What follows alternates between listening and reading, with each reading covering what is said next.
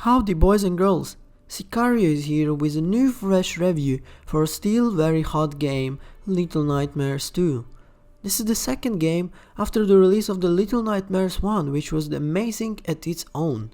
Little Nightmares 2 has its entertaining intensity as it's fun to watch and same as it's fun to play. The formula of the game has no secret, but that doesn't make it any less successful. Time and time again, you're going to slowly safely get a lay of the land and few impossible to ignore glimpses of some big nasty brute in charge, before needing to fetch a key in plain sight or otherwise cause some of racket to progress. There is no other way, you gotta face your fears, and when you do, the chase is on. It's a mad dash to craft the way through the obstacle course with the boogeyman breathing down your neck. In a desperate world in which tiny kids try to sleep by unnaturally tall, aristocrat adults who wants to snatch them up, you play as Mono, a masked boy trying to push ahead. But what to end? Trying to piece together what the hell is up with the place and why nearly everyone and everything is wretched in a huge part of appeal of this series. My mind raced. That was not true that Mao and hulking vassal and impressive as it was oppressive. And it's absolutely true of the sequel's journey across the mainland.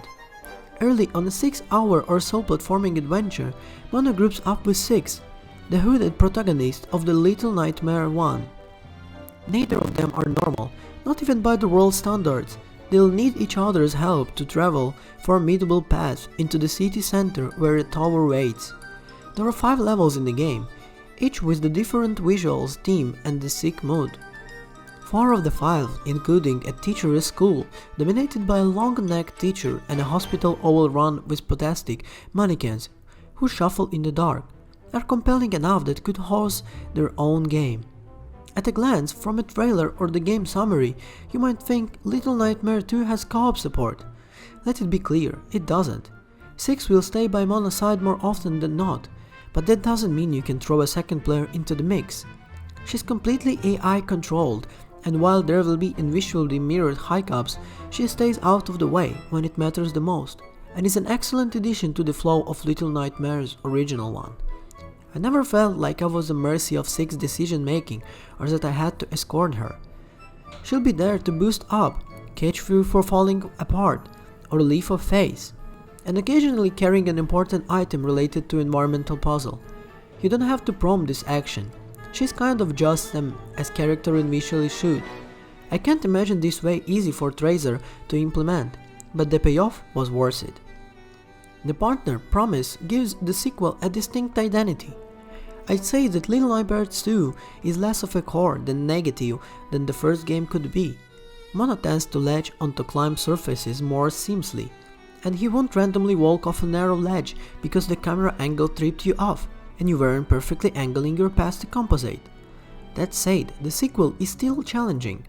I'd agree the failing getting caught is all part of the fun. Could the player's movement still be little tighter and feel more tuned in? Yeah, I think so. It is fairly straightforward system, you won't have to worry about the breakable items, limited resources and inventory or anything that has that effect. During certain sequences, you'll be able to pick up and drag, say a pipe. Everything is oversized basically in the game, as such as a bit of wind up, as you need to briefly time your attack. It's trade-off. I won't reveal who or what you'll smash, but you will undoubtedly enjoy doing it. Well, to a point. A couple of melee encounters might frustrate you if you don't have the foe styles. Paced out. Timing really matters in this game. 2 senses, one in the school, one in the hospital, vividly stand out. I kept botching them at the last possible second. I was super late to the first game to be honest, having only picked up it last year in preparation for the sequel, and I'm glad I finally did it. Sorry for not reviewing it, but I think I was a little bit late. Maybe I will review it later on as an addition and might be kind of making up the whole story together. But continuing on this point, as much as I struggle with the 2 rigged movement controls, I fell in love with the trailer's messed up world of horrors, and I wanted more, with the pure improvements and the potential felt sky high. After finishing Little Nightmares 2 once, I'm searching for the time to go back and soak in it even more. Much of the game rivals original high points and it's even more well-rounded, I had an overwhelmingly great experience. Whether you're a seasoned survivor or a new player, you have a thrilling time with the sequel. It's all identity from the start and the beginning, and it's not mandatory. This freaky story stands out on its own. Honestly guys, in my opinion, Little Nightmares 2 is one of these horror games that you actually need to spend your time in. It gives you a great story, a really nice vibe, let's say, in a horror game, and is something that will really attach you to the game. Believe me, you will feel like you are living the same life as the main character. Finishing on this note, I want to say guys, if you're ever looking for the game that you wanna try during this period of time, Little Nightmares 2 is your perfect fit. So on this point I need to say goodbye to you guys, and I'll see you in the next one. Ciao.